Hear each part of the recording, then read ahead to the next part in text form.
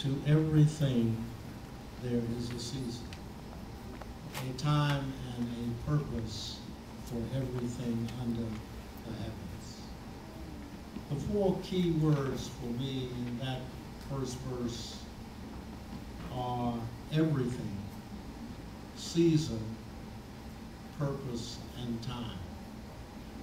However, I only want to focus on two words this afternoon: purpose and time. We start with purpose, and we're reminded of a book written by Rick Warren entitled The Purpose-Driven Life. In that book, he reminds us, and my daughter also made mention of this, that before we were even born, God had established his purpose for us. We were in his mind even before Genesis. And in that notion of purpose, we answer the basic question, why am I here? For the young people, I'm reminded of that movie, and my wife will tell you that I don't go to the movie, but I watch the movies on television over and over again. She doesn't have to even be in the room. She can hear the dialogue and she knows what movie is on. But in that movie, ATL, and I think the rapper's name is D.I. T.I. And T.I., thank you. Shows where I'm from. But anyway, he discovered that his girlfriend was really from across the tracks. And when he found that out, he was extremely disappointed, and her father came and got her out of the skating rink. And so she decided to come back across the tracks to see T.I., who played the leading role in the movie. And he asked her the question, why are you here? But God has established the purpose to answer that basic question for us, why we are here. We are here to serve his purpose. He has established the purpose for us. So therefore, we should be able to transform our lives and make more meaning out of our lives by understanding that we were created for God's purpose. Not our own purpose, not other people's purpose, but God's purpose for us. And once we discover that purpose, as I said, it should lead to a transformation. It should lead to new meaning for our lives. So with the basic understanding of purpose, then I want to take that second word, which is really the key of the message that I hope to leave with you today, and that is time. Now is our time. Our time is now. We're in what I call the fourth wave.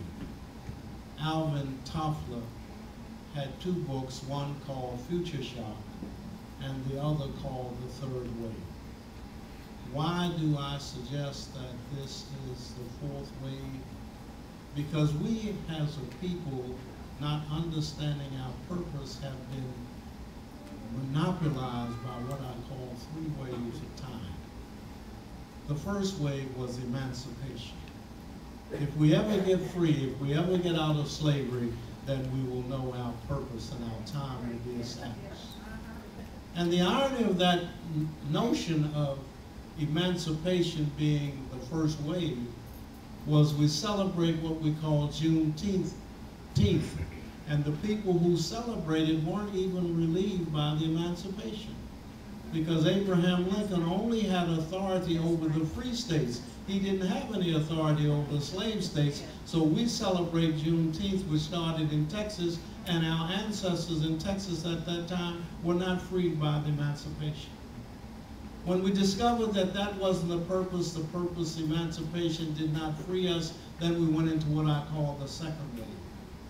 The second wave is what I call election wave. If we ever get the right to vote, then we will be free. And then we discovered that we got the right to vote, and as Richard Wright reminds us, voting is not simple, yet simple people vote, and it's no wonder they don't get what they vote for.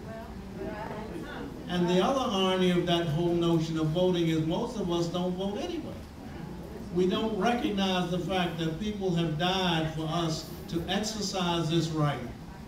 And come November, particularly if it rains or snows, Reverend Miles, we can't get to the polls. And then we wonder and we say, oh, I didn't vote for him. You did. By not voting, you voted for that particular candidate. So that piece of time, or that wave of time, did not work. Then our third wave was education. If you notice, I said emancipation, elections, education, e-time. And we all talk about e-time now because we're in an electronic age. And then we thought in 1954 that education would have solved all of our problems by integration. And we look at 2008 and the schools are more segregated than they were in 1954, but that's not the issue. We are performing worse in comparison to our counterparts than ever before. And so now I'm suggesting that we're moving into what I like to call the fourth wave, and I'm excited. Julius Lester, in an article in Ebony magazine in 1970, said, it would certainly be amazing if, in fact, we elected a black president. He went on to say that not only would it be amazing, but it's so far-fetched that it even seems ludicrous. But here in 2008, our time is now. I know I can't stand here and advocate for no political person, but I'm sure you feel where I'm coming from. In 2008, I want to say I'm so excited, I'm so, what's the word? I can't even get the word out. But whatever I am, when I think about the possibility, even imagining the possibility in November or January the 20th, we'll have an African-American president in these United States. I'm excited. But I'm cautious. I'm cautious because at the same time that I am excited, at the same time that I see this as the fourth wave, I'm reminding of four other words. And those four words begin with the letter P. The first I want to point out is that this time that I call our time is providential. You see, if you go back into your Bible, you will notice that God always selects ordinary people to do extraordinary things. Moses, tongue-tied, couldn't talk, bashful. But God said to him, Moses, go down, tell old Pharaoh to let my people go. Abraham, a senior citizen like myself and some of my other cousins, God blessed him to be a father as a senior citizen. Ordinary people to do extraordinary things. David, to my young cousins and my grandchildren and my children, reminds us that God calls young people to do extraordinary things. David, a youngster, a midget in comparison to Goliath, but was asked to slay the giant that was killing our people. And not to leave my sisters out, Esther. Esther, who her cousin Mordecai said to her, who knows that you may not be called for a time like this? And during her time, women were not allowed to speak to the king, much less go to the king and appeal to save her people. So I'm thinking that our time is now, and this fourth wave is providential. But it's also paradoxical. The author that wrote the words, it's the best of times and it's the worst of times. Yes, it's the fourth wave and I'm excited. But at the same time, I recognize every time we come into Metropolitan Church, we're standing on hell ground. But it's paradoxical because before, this was a slave auction block. This was the county jail, and Sister Eiffel has written a book called, I'm blanking on the name of the book, On the Courthouse Lawn.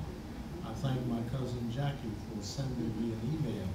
She sends them quite frequently to remind us about this very important book written about the lynchings that happened right here in Princess Anne. And one of the families from Princess Anne who lost a young man to lynching